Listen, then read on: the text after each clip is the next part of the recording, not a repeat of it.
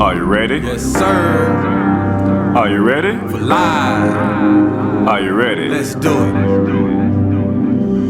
Are you ready? This live Are you talk. ready? Live Are you talk. ready? Yes, sir. Are you ready? Live talk. For the word of the day, the knowledge and the wisdom will increase your faith. Are you ready for live talk? Yeah. Because it's about time to set it on. Are you ready? Let's go. For the word of the day, the knowledge and the wisdom will increase your faith. Are you ready for live talk? Yeah. Because it's about time to set it off. Live talk. This live talk. Live talk. Living in vital energy. The universal language spirituality. Living in vital energy. The universal language spirituality. We're going all the way live with it. With live talk, increase your mentality, put away carnality, and increase your spirituality. Let's Are you go. ready? Live talk. Are you ready? This live talk. Are you ready? Live talk. Are you ready? Yes, sir. Are you ready? Live talk. For the word of the day, the knowledge and the wisdom will increase your faith. Are you ready for live talk? Because it's about time to set it off.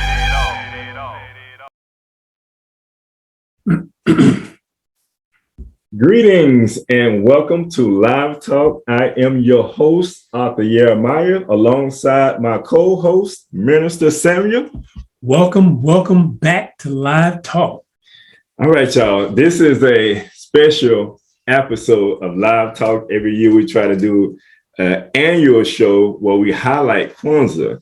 Last year we had, of course, three guests on last year, right? Yes, we did. We had a packed house last year, but we would have been remiss not to have this show, and we're running a little bit behind on it, but we want to make sure that we have this show because this is something huge in our culture, in our community, and we don't want to skip it. We don't want to overlook it. But before I get into that, how you doing, my brother? I'm doing wonderful. Looking forward to the next, I guess in our secular year, but right, being thankful for the previous year because we're actually bringing it to a close. Yeah. And like you said, we will be remiss without closing it out with a recognition of Kwanzaa, especially once we get into it, because how it deals specifically with a lot of the things that we talk about and feel so deeply and strongly for. Right. And we talk about it. We're going to get into it. Every year we come into this time and we explain and we really get deep into the principles of Kwanzaa. And a lot of times, it's one thing to talk about them, right, but it's another thing to apply them, So we're going to talk a little bit about that and how we apply those principles. And I want you guys to chime in. If you're on, by all means, you can always raise your hand. That's to chime in. And I think that's what you have to do in order to chime in. You may have to raise your hand so that we can see you and get you right in. We want to have that discussion with you. We want to see how you're celebrating Kwanzaa with you, your family, friends, etc. All right. So before we get into that, we're just going to give a rundown of the show. Normally, like I can get before I go there, I got to do a disclaimer. Yes. All right. Hold on, guys. Before we go there, we got to do a disclaimer. All right. So Live Talk is brought to you by TBS Goodwill and Builders of the Highway Foundation. We ask that you verify or contact your personal or business consultant about any information that is shared on this show. Laws are different from state to state, and local laws change often. Do not lean solely on the information that you hear on this show. However, there are professionals on this show that you can consult with, but through the right channels. If you have questions or concerns, you can always email us at livetalkorl@gmail.com. All right. But I think we can move on with the show now. Yes, very good. Like always, we would normally have the minister word of the day, but we're gonna have many words of the day, y'all. It's just gonna be filled with power-packed words today. Yes. So we may skip that part. We'll go straight to a short commercial right after this here. And then we'll get into our main topic. We're going to talk a little bit about the history of Kwanzaa, why Dr. Karenga may have instituted it, and why it was so important to institute at a time, looking at where it's at today. We'll go to another commercial break, and we may come back with some good news of the day. We'll see if there is any good news out there to even talk about. And I know based on the principles that we're going to be discussing today, we may not have time for some of that, but we'll see where we are. So with that being said, we're going to go to a quick commercial break, and then we'll be right back.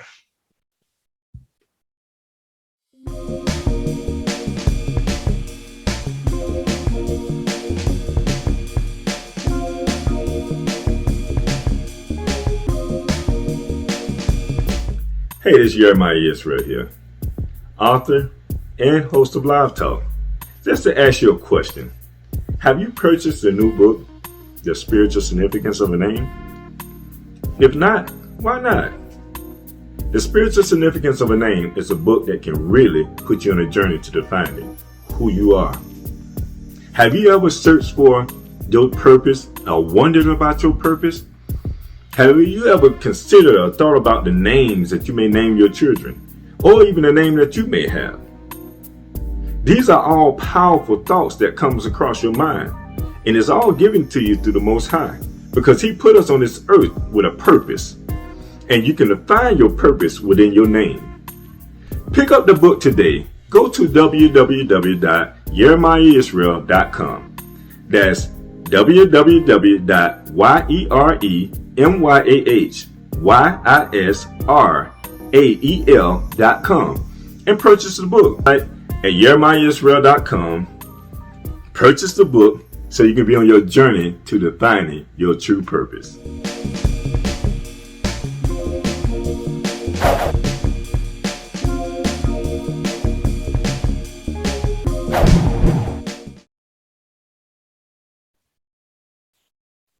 All right, so welcome back, everyone. I hope if you haven't got your copy of The Spiritual Significance of a Name, please do go and get your copy today.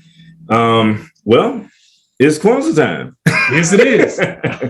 Hey, so and I'm just going to go, it's Kwanzaa time.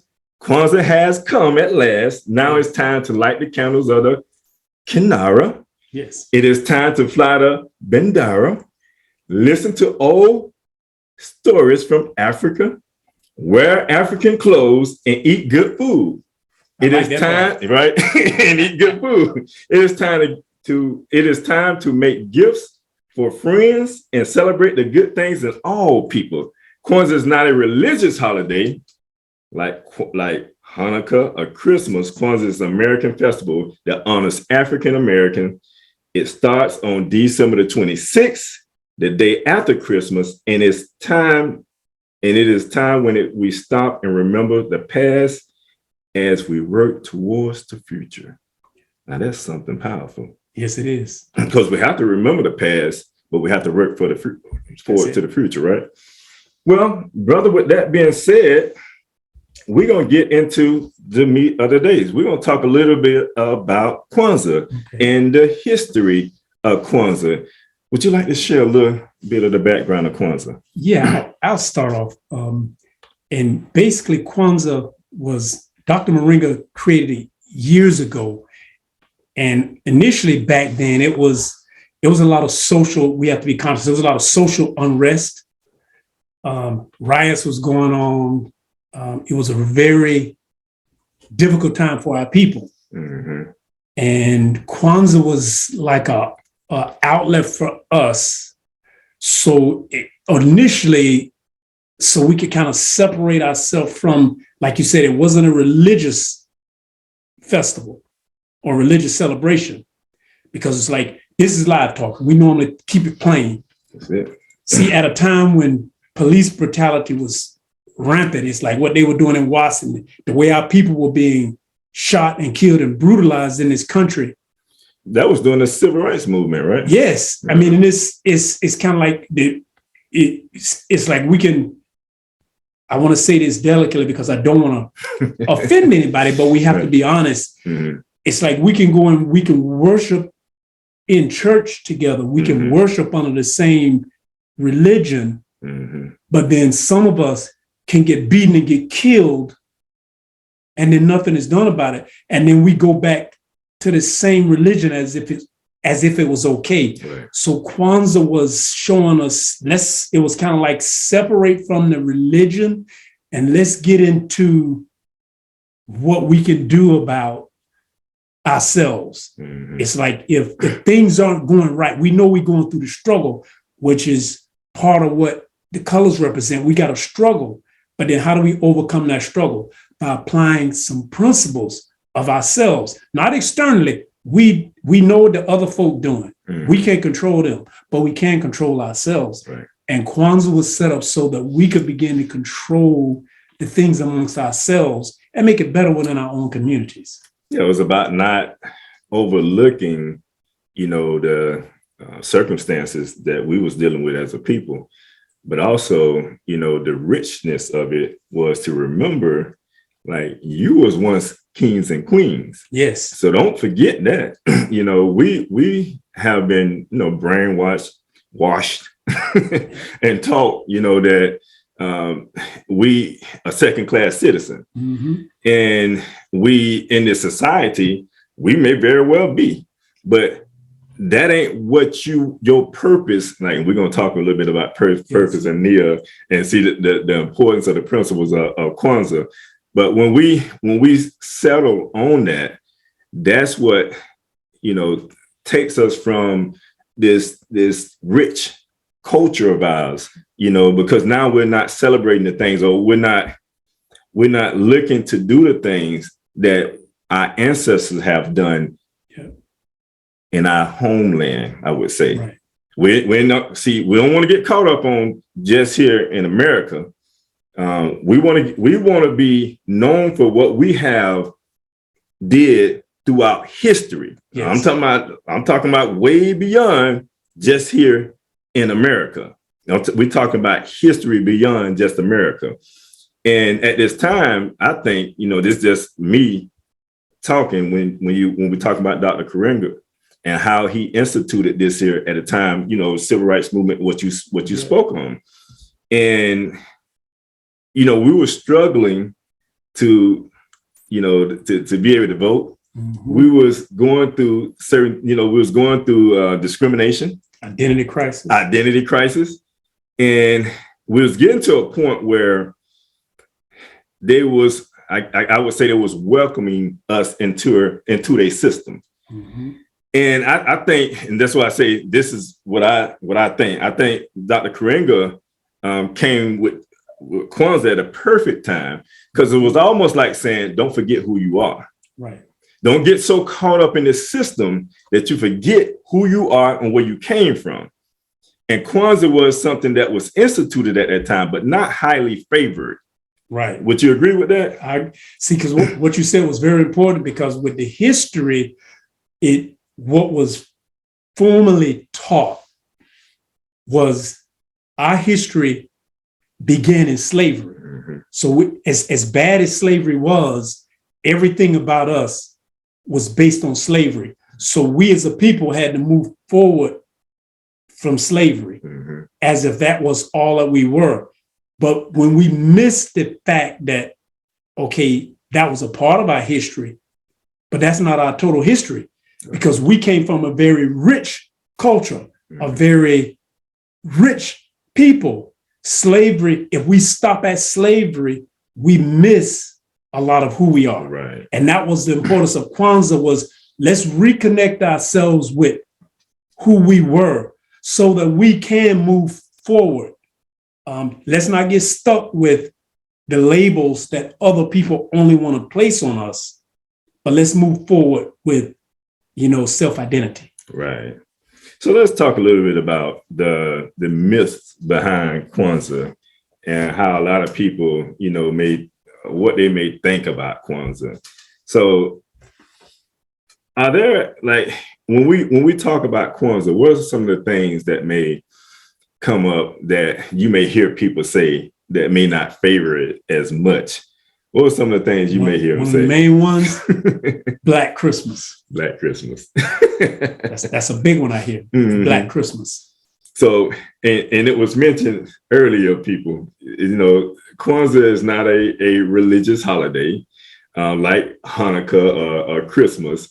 It's actually, if I have to put it in my words, I would say it's a cultural event. Mm-hmm. It's more connected to, I would say, Black heritage. Yes. And I would say empowerment. When you think about Kwanzaa, you think about empowerment. Yes. Especially when you think about the principles of Kwanzaa and how they empower you if you apply those principles. Now, when we think about, and we mentioned a little bit about Dr. Karenga and maybe what his mindset was when it came to this here, but we also want to talk about what his, and I'll just share this here, because in Africa, we have a lot of different languages in Africa. Mm-hmm. And Swahili is one of the ones that was primarily spoken. Would that be right? And it was one that he embraced mm-hmm. through his travels and journeys. And then he brought that into Kwanzaa. Mm-hmm. There was other languages there. Now, other languages, Swahili was one that was a Black language that connected us back to who we were, mm-hmm. and based those principles versus English. Mm-hmm. It was the way to somewhat kind of separate ourselves and give us some culture back and connect us back to the motherland where we came from. But so we're looking at the 7 principles of Kwanzaa, which is called the Guza Saba, right? Guza Saba, yes, sir. So when we get into talking about these principles, and I'm trying to see if we want to get into the principles, we want to talk a little bit about the Kanara. Let's first, one thing too, mm-hmm. as a distinction, because Kwanzaa comes from an African word, and it's about like first fruits. It really means first, mm-hmm. But it only has one A. So when Dr. Karenga brought Kwanzaa, he put the second A to distinguish it, because it really only means first, so it's about first fruits. But Kwanzaa, as we celebrate it here as an African American or Afro American people, as was mentioned, man, Pan-African, was about the first fruits of bringing us together as a people, mm-hmm. not just first, but first in bringing us together. So there's a difference in the Kwanzaa with one A versus we celebrate the Kwanzaa with 2 A's, which is, like you say, is secular, but it's based on principles. It's not based on religion. It's based on principles. Right. And that's the great thing that you pointed out, because a lot of times we don't know the power of letters and words, and that's very important. He was able to make that distinction, yes, and add that onto that. Now that's very powerful. So when we think about Kwanzaa, how do we go through the process of celebrating Kwanzaa? Because we know there's 7 principles. What does that mean? Like, 7 principles. Do we talk about the principles and that's it? Or how do we go through the process of celebrating Kwanzaa? See, now that's one of the beauties of Kwanzaa. And many people celebrate it. It is grown, but from the basics is the principles were not just to be talked about. And that's the principles were something to be embraced, and for something for us to do year round through our lives. It wasn't about just a one-day thing or one time. Like, when we talk about unity, which is the first night, it's about us being always unified as a people, unifying first as families, then as a community, then as a whole. So the principles were it was more about a way of life rather than, for example, if I give you a gift on a holiday, it's a gift for a holiday. It's a one-time thing. I can buy you a watch. Mm-hmm. But if you look at it as a principle of giving, the giving is, well, I'm always supposed to be in a position of giving to my brother if my brother is in need, or giving to my children if they're in need, or giving to my parent, or giving to my community. We should be giving to support our own community. That's what the principles were about, not just the gift, but the essence of giving itself.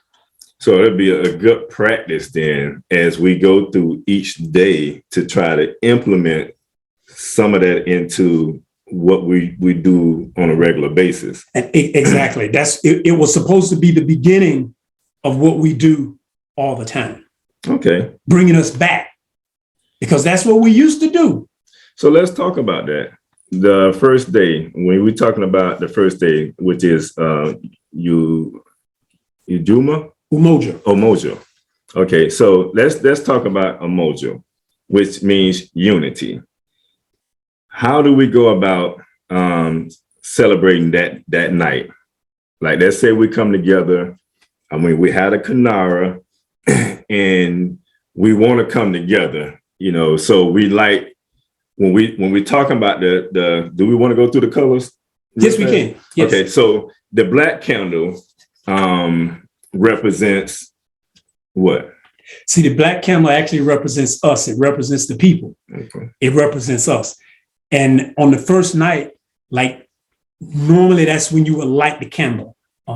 We're here in the office, so we're going to go through each one. We're not going to light them, but normally you would light the candle. And for example, whoever was going to be speaking that night would speak on unity.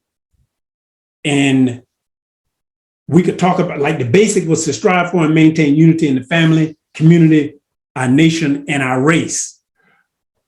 And generally, once somebody introduces it, you can then go around the room and everybody can actually talk about unity. Or you could talk about something specifically in unity, like we came together yesterday and helped our neighbor because the tree was on her fence.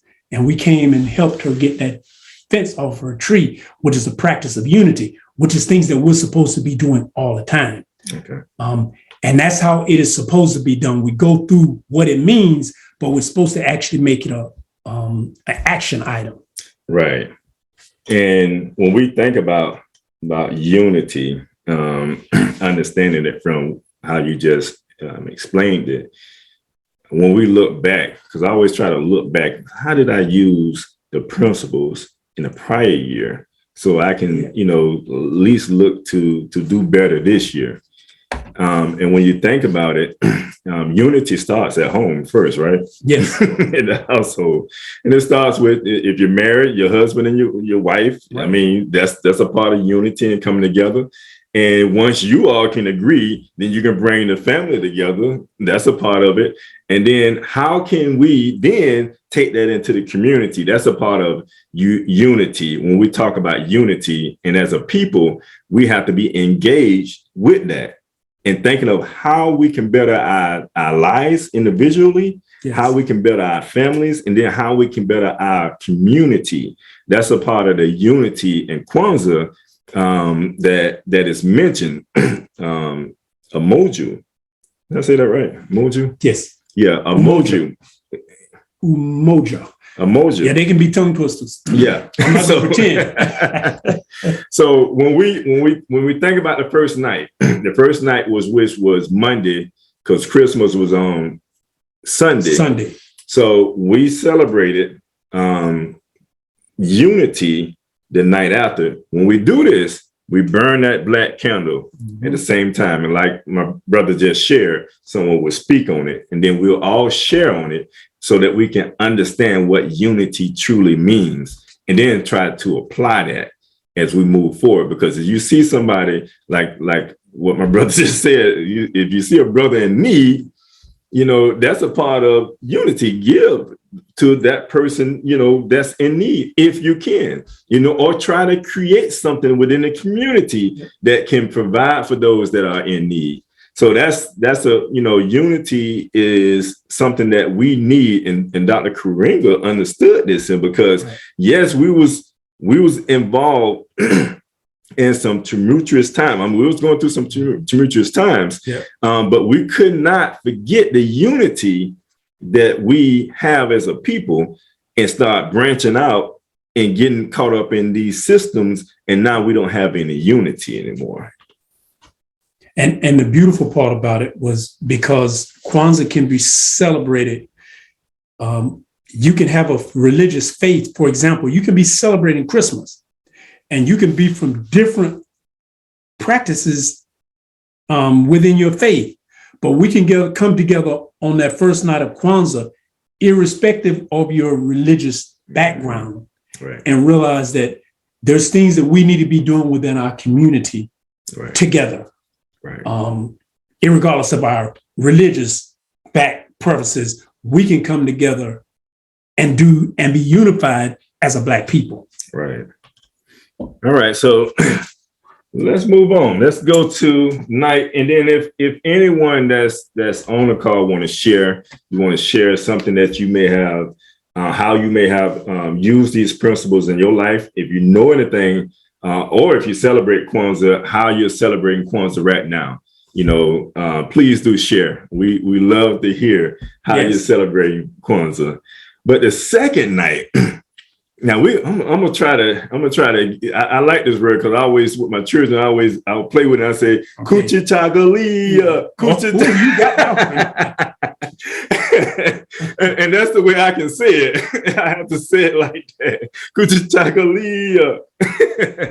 So night 2, Coochie Chagalia is about what? What is Coochie Chagalia? Self-determination. All right. You want to share a little bit on that? Yes, sir. And see, part of that is we're supposed to be able to define ourselves, create for ourselves, speak for ourselves, instead of being defined, but rather name ourselves, create for, and that's being spoken by others. So we're supposed to name ourselves and create for ourselves. That's what Coochie Chagalia is about. It's about being self-identified.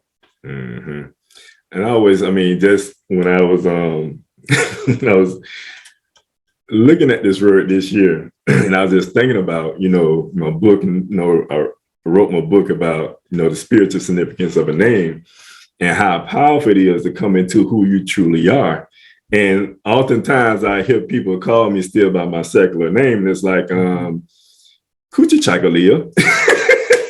That's a good one. It's like we have to come into who we are, and we have to embrace those who come into who they are. If one can come into themselves, hey man, by all means, try to encourage that more and more. I know if you know the person for a very long time, it's kind of hard, to change, but we have to learn how to make that change, because it is about self-determination.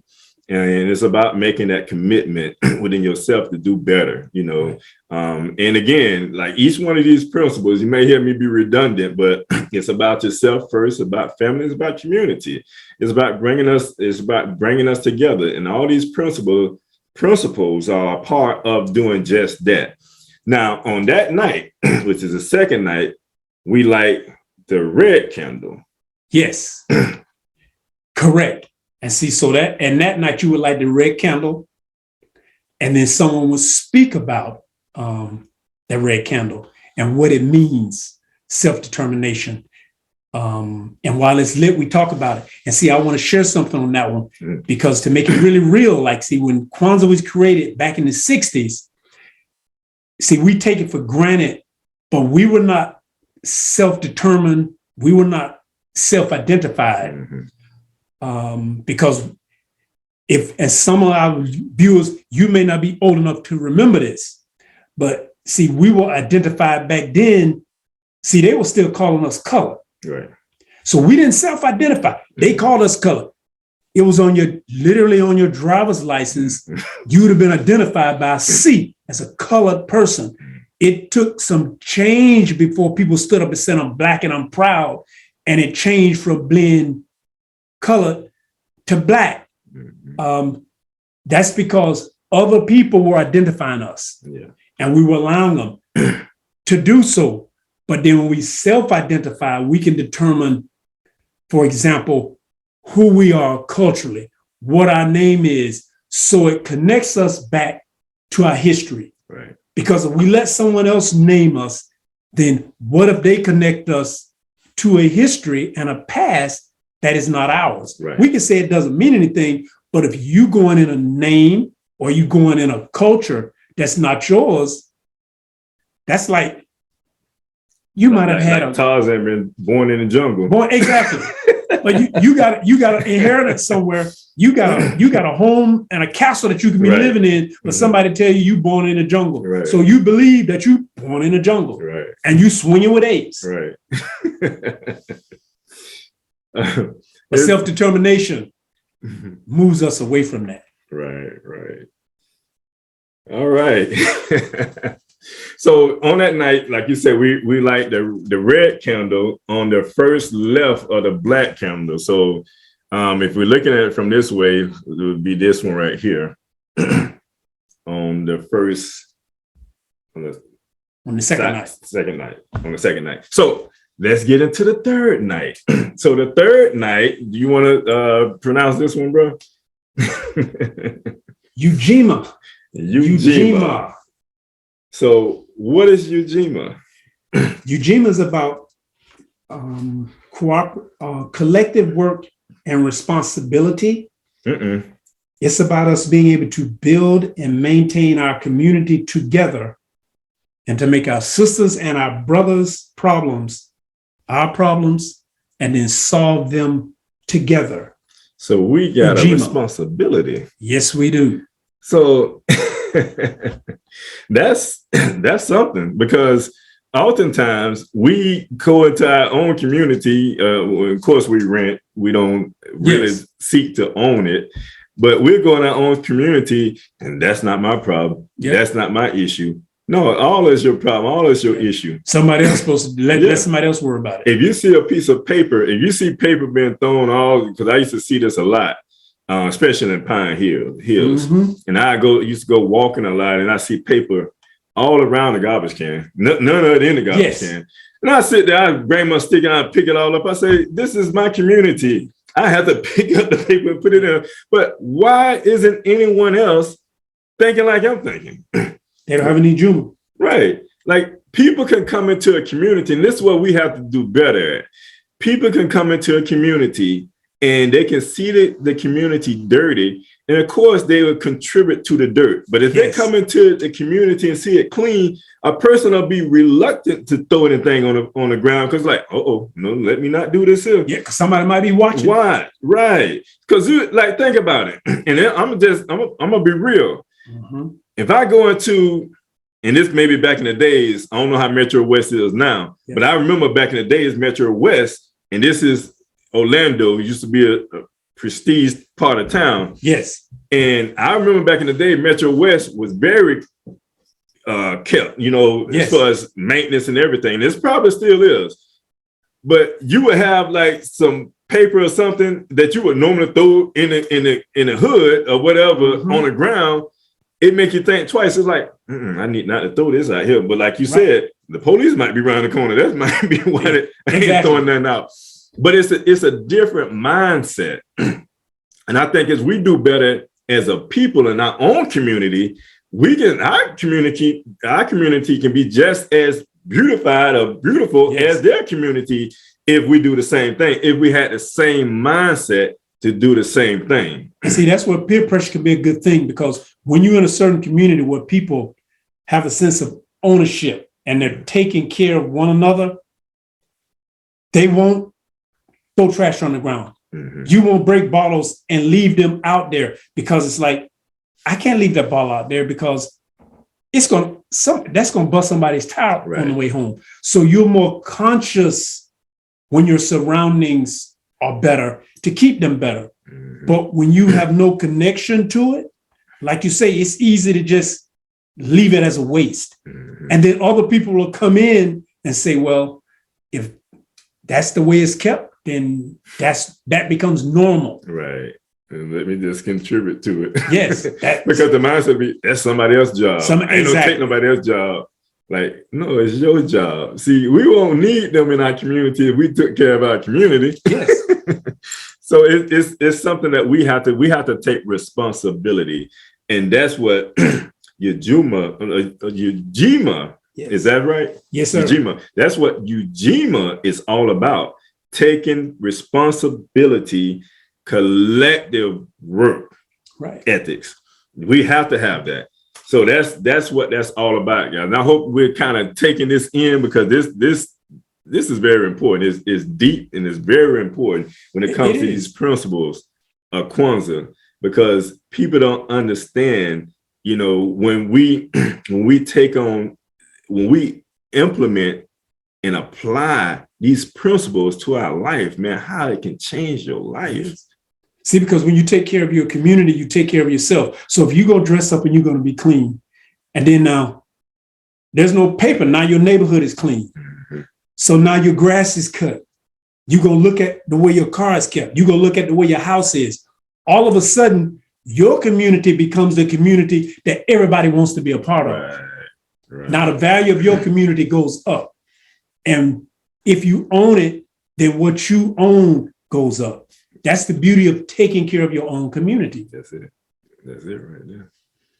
All right, guys, that was day 3. And day 3, we light the green candle on the first right of the black candle. So we'll be lighting this candle this time on the first right of the black candle. All right, so day 4, the Ujama. And that's one of my favorites. Cooperative economics. And it's about, we're supposed to build and maintain our own stores, shops, and other businesses, and to profit from them together. Mm. Now that's a very important one that we miss as a community. Mm-hmm. Because we've unfortunately been conditioned to let everyone else benefit from the goods of our community, mm-hmm. except us. Right. But under Ujama, we're supposed to be the ones benefiting economically and collective off the things that we do. Right. Like, for example, and I'm not beating up on anybody on Christmas, but we got to bring the point home that normally we spend, millions. We spend millions on Christmas. But as a people, we don't profit anything off of Christmas. Mm-hmm. We feel good. It's a good time people spend with their families. But the amount of the resources, the economics that take place, everyone benefits from that except our community. Right. So why would we continue to do something and we never benefit? Yeah, it's important that we understand that.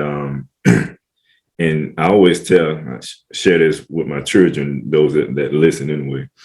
It's like my 1-year-old grandson don't know what's going on. He only know what you tell him.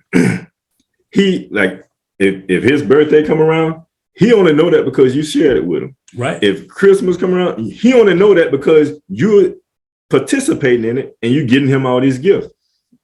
He's not going to be disappointed. He's not going to go through none of that if you don't get nothing.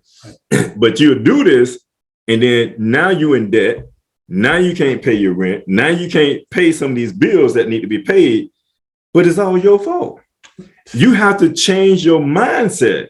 And that's something that we struggle with when it comes to cooperative economics.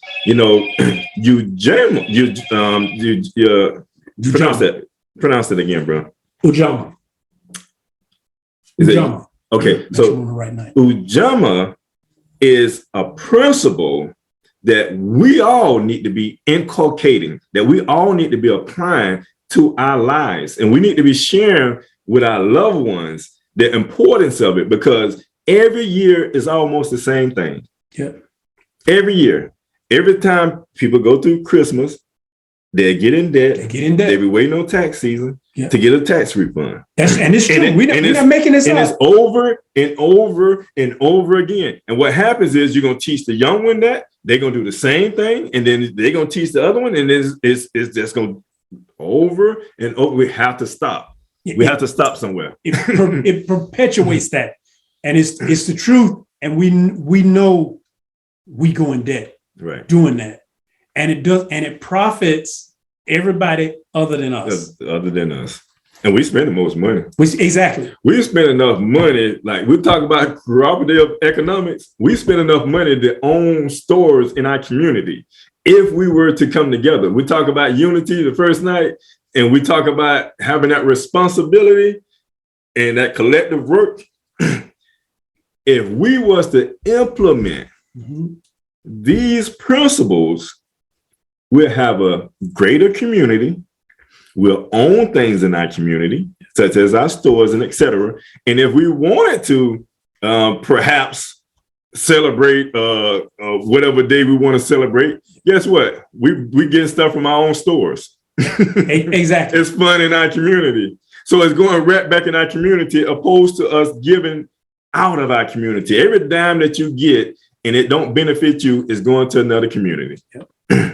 And it's going toward is going to their cooperative economics. Right. Whereas, and I'm not beating up on anybody, but I just got to say it so it's plain.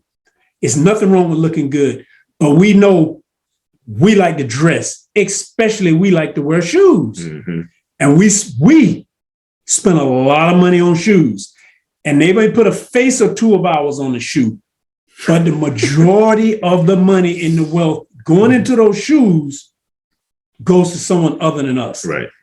Imagine if we took just a fraction of that, we could put it on any item that we chose, and it would almost change our economic. That would create an industry for us, like overnight. Right. But because it's like we drunken with that spirit of spending and that want, because like you say, if you didn't teach that baby that baby wouldn't have known that. But because you taught that baby that, now they're doing it. Right. But so we spend that money on those shoes, and then somebody else, they build another plant and another mall, and they build another mansion, and they start another multi-billion-dollar business, and we get one pair of shoes. Right. And it's perpetuated. Hey, that's we'll put one face on it, one athlete's face on it, and cut him a check. But all that wealth goes out of our community. And so we wonder why when we drive through our communities that they look impoverished, but we drive in other communities and they look so wealthy. Right. It's coming from, we're supporting it. Right. Which is what Dr. Karinga meant. We have to change the way that we do. These principles are meant for us to change how we, and it's not just on I'm bringing up the shoes, because that's not just a Christmas thing. We do that throughout the year. Yeah. Throughout the year. Right. And to your point of saying that, these principles are supposed to be carried throughout the year. Yes. And a lot of that's why I say it's not one thing just us to talk about this here, just this day, or you on the call, you hear about all these good principles, and then next year we do the same program and you hear those principles again. No, we have to apply these principles now. We have to begin to apply these principles to better our community, because that's what it's all about. And that's why Dr. Karinga came up with Kwanzaa. It was more for the betterment of our community, but it also was for us to remember who we are and who we were, and who we are today. And see, before I get off that one, I want to say about the practice of it. See, this is live talk, and we believe in supporting that here in Orlando, these principles. See, the show that's being produced here today, it's being done in a facility, and this facility is owned by people of color. Yes, sir. And not only is it owned by people of color, the majority of the tenants here are also people of color. So we own it, and then we turn around and we rent it out and share the wealth so other businesses can come in now and begin to make a profit, and we can all do this together. It's not about us talking about this, Mhm. we actually have to do it. Right. And what it means is we have to change from the things that we were doing and then realize, why are we not doing it for ourselves? If we can give it to them, Mhm. let's give it to ourselves. Right. Yes, sir, indeed. So night 4, Ujima is about lighting the second candle to the left of what was red candle, the second red candle to the left of the black. All right. So we're going through each night. We're telling you how you celebrate it, and then each principle that you need to inculcate and apply. Yeah, but I'm just counting because we backwards. So I'm trying to stay with you because we're on the other side. So we're looking at it right opposite. Right. So day 5. You want to go ahead? Which is Nia. Nia. Okay. Purpose. And it's about to make our collective vocation the building and developing of our community in order to restore our people to their traditional greatness, which is Nia. Mm. Now, how many of y'all know a Nia out there? Yep. You didn't even know her name had purpose to it. that Nia has a deeper understanding than what you thought it was. Right. But when I think about Nia, again, I think about my book, the spiritual significance of a name, define your purpose. And we always put here on earth for a reason and for a purpose. And oftentimes we think about, and oftentimes we forget that because we get caught up in everything that's going on in the world. See, here in this society, they make us like the devil has us so busy. I say the adversary. The adversary has us so busy. Yes. We're so busy trying to make money. We're so busy doing everything else, and we forget about who we are. Right. And we have to remember that we do have a purpose, and we have to define that purpose. And I just said it's in your name. I mean, we don't get so deep into that, but I say you define your purpose within your name, because when you define who you are, that determines what your life or your walk of life should be,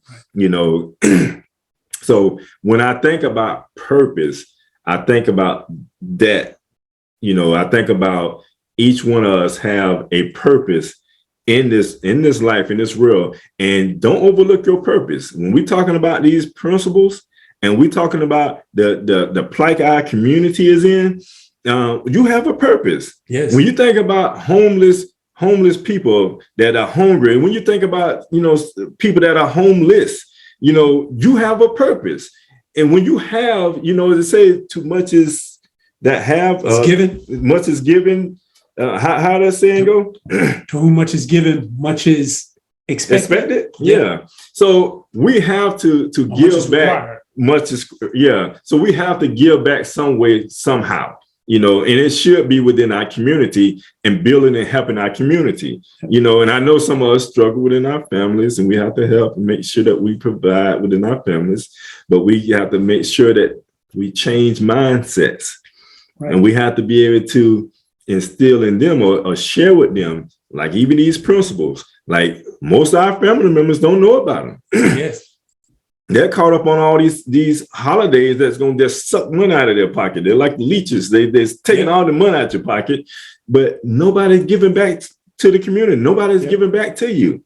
So how do we change that? It starts with a mindset, and we have to make that change. And that change starts with you. It really starts with me. Right. It starts with you. It starts with the individual that's listening to this call. It starts with you. Very important, because Nia is about purpose. And like you said, understanding your name. And you have to discover your purpose. Mm-hmm. And if you don't know your purpose, then you need to be on a journey, because we all have a purpose. Right. And you have to know your purpose. And then when you know your purpose, then you have to become a part of fulfilling that purpose of what's required in the community. Like you say, is homelessness which is just one thing, but when you determine what your purpose is, and part of that is being able to, it goes back to the other principle, being you have to know your purpose. Part of that is in your name. And even if it's not, if you don't know if your name doesn't have a purpose, you can go to your family name. You can even go to your community or to your culture. But we have to have a purpose, right, because otherwise the adversary will get you so busy that your whole life is built around achieving their purpose, right. because they have a purpose. They sure do. And they have an agenda. Mm-hmm. And if you don't have your own purpose and set out on your own agenda, which our agenda should be the upliftment of our community and our brothers and sisters, then we will be fulfilling someone else's purpose and their agenda and not even be conscious that we are. Not even know it. Because you have no purpose. Mm-hmm. So you steady fulfilling someone else's purpose, even though you don't know it, you are. Right. Right. You're not conscious of it. But when you figure out you got a purpose, that's when you're able to wake up and then step aside and say, okay, now I can correct this and move it forward. Right. Right. Indeed. So Nia is night 5. And when night 5, we light the green candle on the second right of the black candle. So it'll be this candle. Yes. All right. So that's 5 nights. And then we go into the 6th night or day, which is Kuumba. Kuumba. All right. What is Kuumba? Creativity. We got to be creative. Yes. We got to be like God. Hey, stop. That's what creativity. In the beginning, oh my goodness. we got to create. It's said that we should always do as much as we can in the way we can in order to leave our community more beautiful and beneficial than when we inherited it. And if you notice, all of these principles keep going back about what we're doing for our community. Mm-hmm. And part of that creativity is because we have left our community behind. Right. And our community, we have to realize it's not just the physical neighborhood, even though it's about the neighborhood. Mm-hmm. It's about the area, like areas you mentioned, when you mentioned Pine Hills or you mentioned Metro West. But the community has people. And when you don't take care of your community, that means you're not taking care of your people. Right. We're not taking care of our people, but we have to be creative. We have to be able to take that. We have to be able to take nothing and then make something. That's it.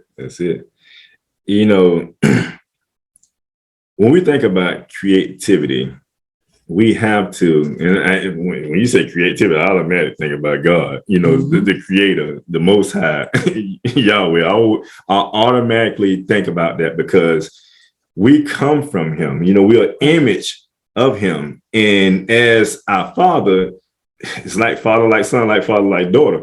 We have to become creators of our, businesses. We have to create services. We have to become creators. When I think about like even Black Wall Street, for instance, and how, these brothers and sisters, and I can't think of his name, the brother that came in and invested in all that land. And it is 2 or 3 that did it. Yeah. It was the one brother, and then it was 3 of them. Yeah. And they invested in all these lands, and they started off with like rumor houses, like you see rumor houses and stuff like that. And they built this immaculate, city, man, of, Greenswood? Yep. And it was thriving. They had theaters, they had, businesses, all these things. And in a time, and we were just fresh out of slavery. Right. We wasn't far out of slavery. Right. But it's the creative mindset it's the innate creative mindset that we have. And what they try to do is keep us so busy that we can't think. Like we have always thought before. Like we can't think of how to create these things all over again because they have us so busy. You got to work here, you got to go there. You're working 2 shifts now. You come home, you're so tired, you got to go back to work. So it takes away your creativity. We have to learn. We have to get back to that creativity. And knowing that, man, we're greater than who they have deemed us to be. See, and creativity is a part. That's what makes you have. In order to be creative, you have to be free. Right. And part of all these principles is about freeing yourself up so that you can be creative. Because if you're not recognizing your unity, or like in this case, when we're talking about being creative, when you so wrapped up into, if you're working 2 jobs, mm-hmm. you come home, you got barely enough time to eat and sleep. There's no freedom there. And yeah, you're free to get in your car and go to work. You're free to go to the store and you go shopping. But when are you free to say, hey, wait a minute, why can't I take what I'm doing for this person or this industry mm-hmm. and create it for myself? Right. Because that's what they did in Tulsa, Oklahoma. They created an entire industry for our people. Mm-hmm. When they said, okay, separate, it's going to be separate. Right. Separate but equal. Fine. We say, you know what? Let's do our own. Yeah, let us buy all that worthless land you got over there. And we're gonna do something with all this worthless land. And they call themselves having it for a cheap price, you know what I'm saying? Because it was worthless to them. Right. But guess what? We bought the brother bought, and I'm gonna say we because we connect. Yeah, we bought the land for this price that y'all didn't want the land anyway. Bought the land and created all this on the land. Yeah. Put hotels in it, and then once we put hotels in it, we hire people to take the hotels. Put stores in it, hire people to go in the stores, and then the stores start thriving. Once the stores start thriving, we open banks and put all our money that we were spending in there in our bank. Didn't go outside, didn't ask them for no money, use our own money within our own community. Got so wealthy that other folk had to come to us to borrow money, and that's what they were jealous about. Because it's like they took something, created something out of nothing, but that was creativity. Right. And we have to be able to tap back into that creativity. Mm-hmm. And it causes us, you have to be able to take a pause and say, Right.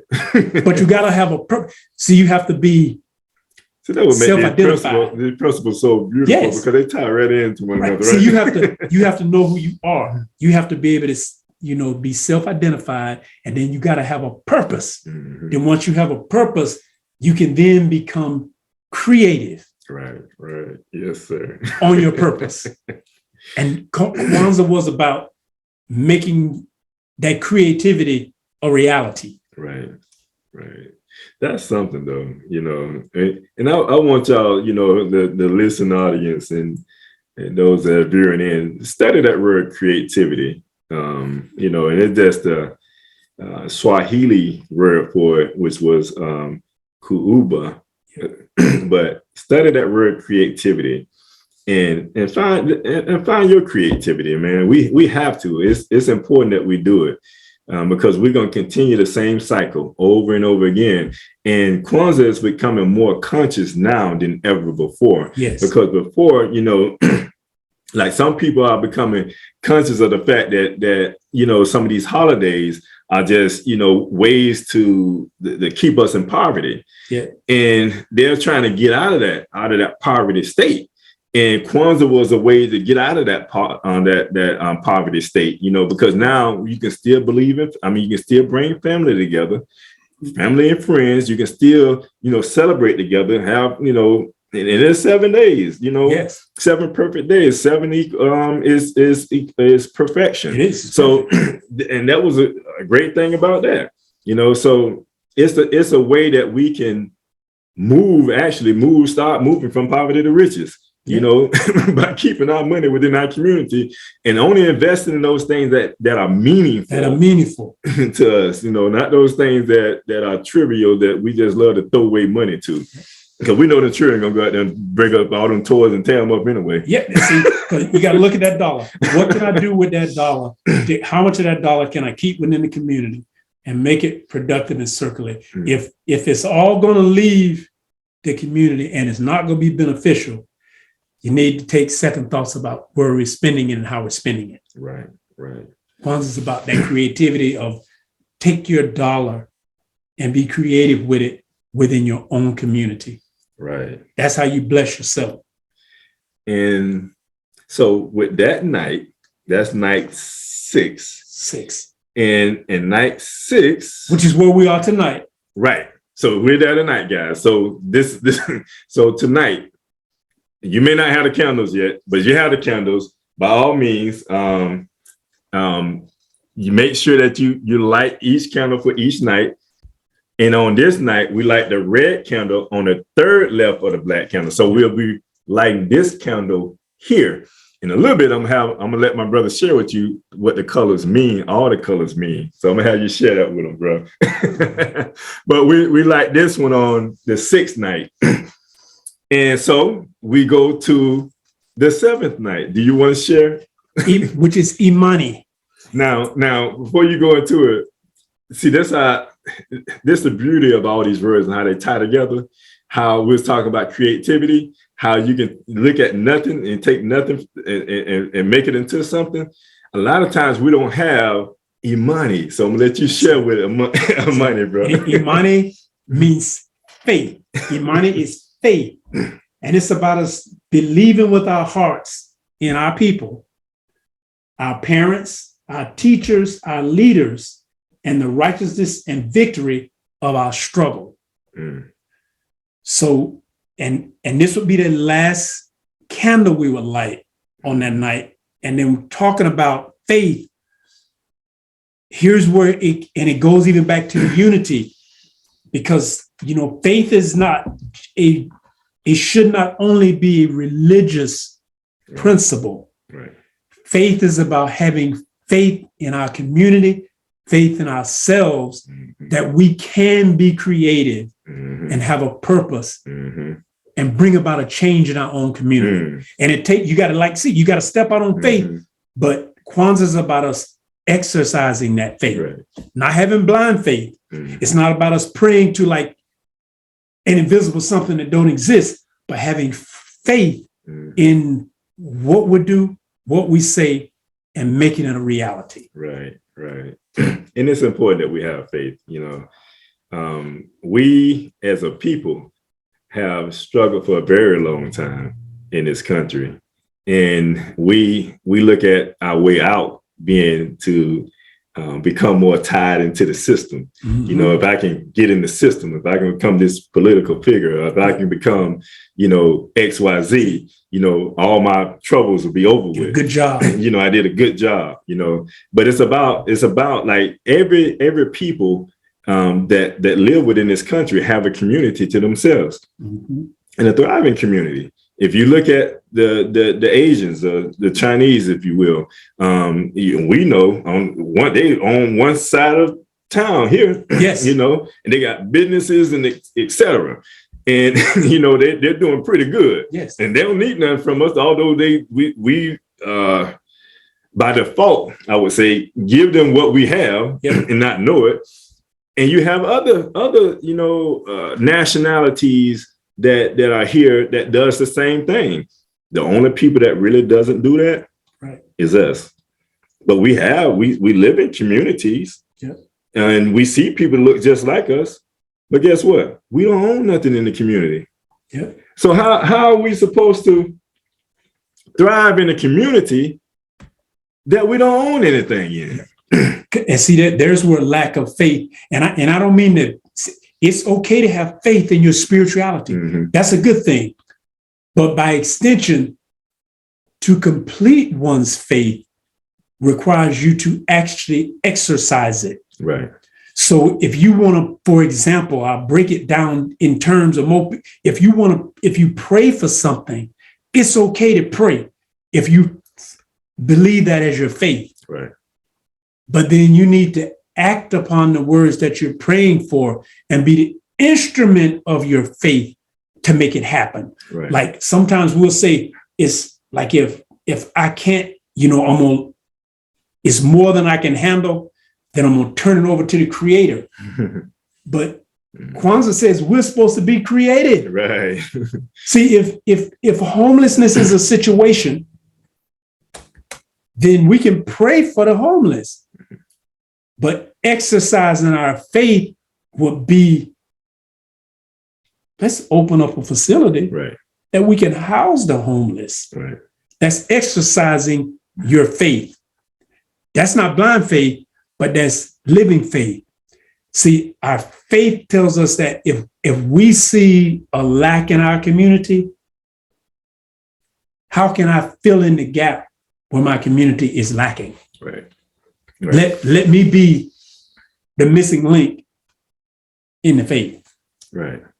Even if you have to go around, because I thought about this when I was, again, and I just always like to bring up, personal things that I have went through, being in a community that, had that wasn't the best in sight, if you will, thinking about going around to each neighbor and just handing out literature about, information saying, hey, this is what we can do to better the community. And I was standing in the area where maybe I was the only owner around there. Maybe it was 2 or 3 of us. A bit of a challenge. So it was a little challenge, you know what I'm saying? Because if you don't have the owner's mindset, it's going to be difficult for you to be able to engage in that type of communication, And I think even as we rent now, as being tenants, I think we should always seek to develop an owner mindset, because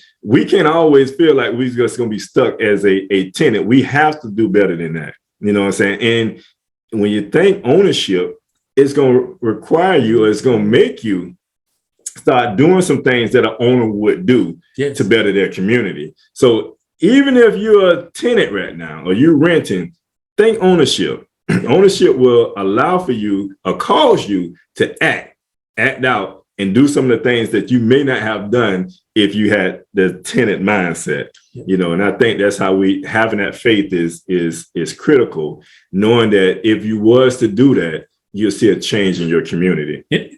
I can remember even when I was a renter, if the owner if I wasn't going to wait for the owner to paint, if the place I'm in needed paint, I'm going to paint it myself. Right.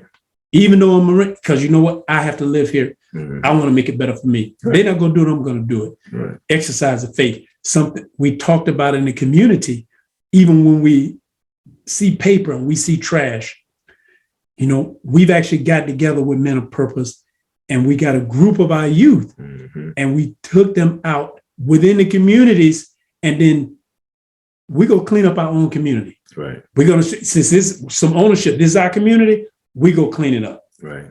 I don't know how many bags and how many truckloads of garbage that we picked up, but we picked up quite a bit, and we had the youth do it, and they actually enjoyed it because we made it a learning experience, and then we take them out and we feed them and we talk about it and make it fun. Right. So it makes them have ownership in their community that, what, we can beautify the community that we live in.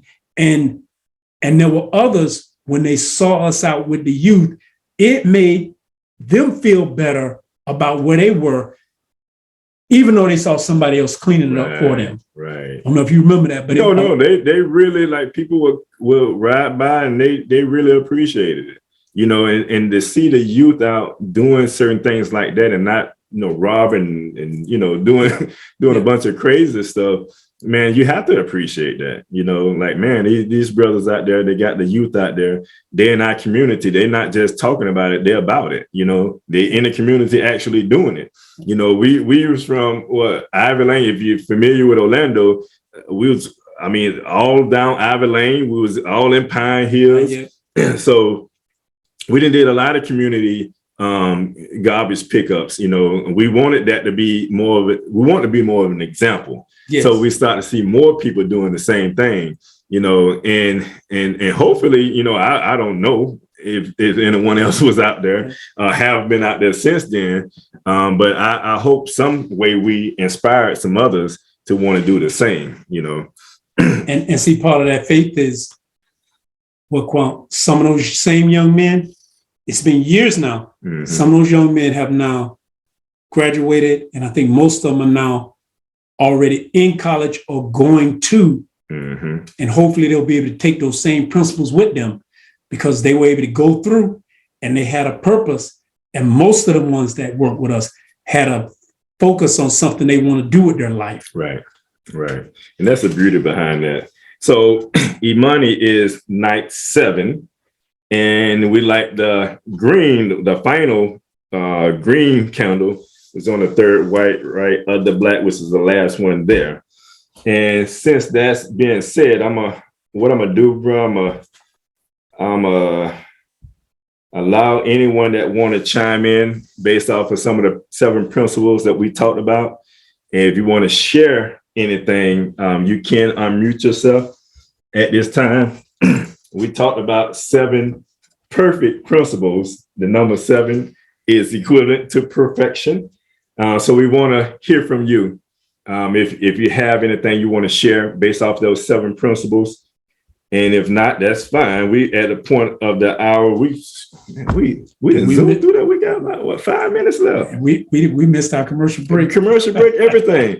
And I was looking for some good news. I ain't finding any good news. I said, what's the good news? We like to talk about good news, not bad or negative news. So positive things that's going on right nationwide. All right, so let's talk a little bit about, unless someone come on, let's talk about Zawadi, which is the time we talk about gifts, right? Okay. So we're talking about meaningful things. So what are some meaningful things that you may get for your grandchildren or something like that? What are some gifts, or what does Kwanzaa say about that? A great thing for children is to do educational things like books, for example. You definitely want to get them books for them to read. And depending on their age, see, reading is you want something, if they have something, you want it to be fun. Right. Children should have a love of reading. So you don't want to put them a book that's like, if they old enough to be in school, so you don't want them to go, if they like reading about a topic, let them read about that topic, right. Because reading is what opens up their mind to the world. Right. Because when they begin to read and they like books, mm-hmm. All of a sudden, like I've had mine going to the library, they can't find a book in the library. We got to order books mm-hmm. online because they couldn't find them. But reading opens up a whole new world, right. Because it exercises their mind, and then it gives them that thought of 2 1-year-olds. And what I would share with my daughters, because I did get them a book, but I got them the book like that you can read. Like if you see the animal, you can touch on it, make it match it up, and it'll say the names because they're younger. But I know, like my granddaughter, she's so smart. It's a shame how smart this little girl is. Yeah. But I know she can identify if this look like this here. Push that, and they're gonna tell you it's a giraffe. Push that, it's gonna tell you, it's a lion or whatever the case may be. And I got them books like that, because they're younger. But to your point, we need to get them something that's going to elevate them. Right. One of the other things that I got from one of my grandsons, because drawing is a good thing. Yes. Had a light thing that I have it on my website. In fact, computersunlimited.com. And it's like a little light tracer. You can put down like an image and you can draw like whatever that image is. It teaches them creativity, so things like that, like what my brother's sharing, those are the type of things that we have. I know you want to get the fanciest PS2 or something, what's out there, or whatever's out there, but you have to think of how it's really going to benefit your child. Like, other cultures, they start their children young, teaching them certain things. That's why they know so much when it gets to a certain age. And we wonder why our children are behind, because we don't start early enough with them. And another thing that I did, I ended up getting most of my grandchildren banks, trying to teach them how to manage money. They have like these little toy sets, right? Okay. That you can put like an ATM card in, and you teach them how to put money in and take money out. So there's a lot of creative things out there that you can do with your children that's going to elevate their minds, opposed to us going out spending all that money getting into debt and giving them things that's not. The gift should be something that's going to help them. Yes, they can have some fun, but part of that fun, you can make the learning part of it fun. Right. Because if your child is exposed to reading and it's exposed to knowledge, like anything that requires them to build and put things together with their hands, you'll be surprised what they'll learn to do, even without you being there with them. Right. So when they do get exposed to a learning environment, see, you want them to be ahead of the curve. So they've been exposed to, imagine your child being exposed to hundreds of books. Mm-hmm. Ooh. And another child has only seen 2 books. Mm-hmm. There's going to be a deficiency when they get there, and that's what happens with other cultures. They children get to a certain point and they're already exposed, like that. If they can see that giraffe and they can touch it, and then when they're too young, you got to read to them, right? Because then you want them to get that love of reading and that love of learning, because it takes them to that next step of we're in a digital era. Mm-hmm. And most of us know, especially when they get older and they're teenagers, they get more tech savvy than we are. Right. So you want to give them the tools that's going to make them, be first. Right. We don't want them to be behind. We want them to be at the cutting edge, because technology is changing. We're in an information world now. It's information. So the better they're able to manage that information, just the better off they're going to be. Right. And to your point, and we have to do better as parents, because like I tell my daughters, you got to sit here and read this. I have that for them, but you still have to read it. They need to know the words. But when you see that, then you tell them which one of these look like that, stuff like that, so that way they're becoming, more engaged, but you have to be there as a parent. You still got to be there. Don't just give her the book and think she doesn't know what to do with it. No, because you have a dog in the house, they notice a dog. Right. Okay, they might see a giraffe on the television, but then now they can identify the word. Right. They begin to identify the letters. Mm-hmm. Then they can know what the G is. The G is it a giraffe or the G? That sounds like God. So it all becomes a learning environment. But we want to give them something that's not just fun, but fun with some education that goes with it. Right. And make it fun. Parents, don't make it seem like it's boring. Because now you go turn them away, and all they gonna want to do is run to the game system. Right. So we're overtime. Oh wow. Connected to us.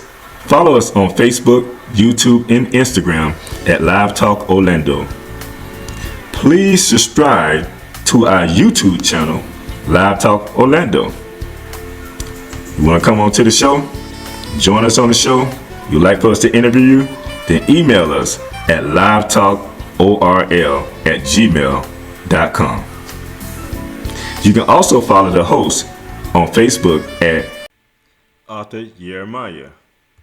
On Instagram, Arthur Jeremiah. Visit the website www.jeremiahisrael.com. Make sure you pick up a copy of The Spiritual Significance of a Name.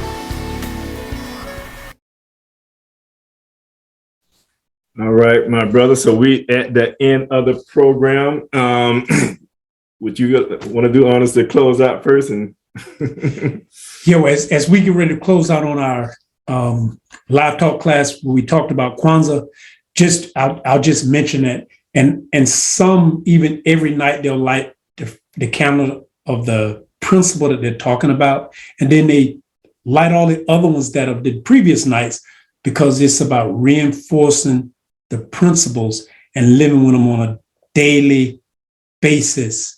And just to touch base on those colors, it represents, the black camel represents us. And then the red is the struggle, and the green is the land, and it's about our future. We can't have a future without going through the struggle to get to that land, but it's all about us as a black people coming into the richness of who we are, which is why we really like Kwanzaa, because it talks about principles and we can do this irresponsive of whatever your religious background may be. It's something we can all come together in unity and have a shared purpose. Indeed, indeed. And we just want to thank everyone that that's on the call today. We want to thank those that are listening, maybe on Facebook. We're streaming live on Facebook as well. And, you know, we always try to bring something forth from within our community that we can share and that can better our community. And we hope that you enjoyed the show today. So from the host, I like to say peace and prosperity. And from Live Talk, we out. Okay, peace. Are you ready? Yes, sir. Are you ready? For live. Are you ready? Let's do it. Are you ready? This live. Are you ready? Live. Are you ready? Yes, sir. Are you ready? Live talk. For the word of the day, the knowledge and the wisdom will increase your faith. Are you ready for Live Talk? Yeah. Because it's about time to set it on. Are you ready? Let's go. For the word of the day, the knowledge and the wisdom will increase your faith. Are you ready for Live Talk? Yeah. Because it's about time to set it on. Live talk. This live talk. Live talk. Living in vital energy. The universal language spirituality. Living in vital energy. The universal language spirituality. We're going all the way live with it. With Live Talk, increase your mentality, put away carnality, and increase your spirituality. Let's go. Live Talk. Are you ready? This Live Talk. Are you ready? Live Talk. Are you ready? Yes, sir. Are you ready? Live Talk. For the word of the day, the knowledge and the wisdom will increase your faith. Are you ready for Live Talk? Because it's about time to set it off.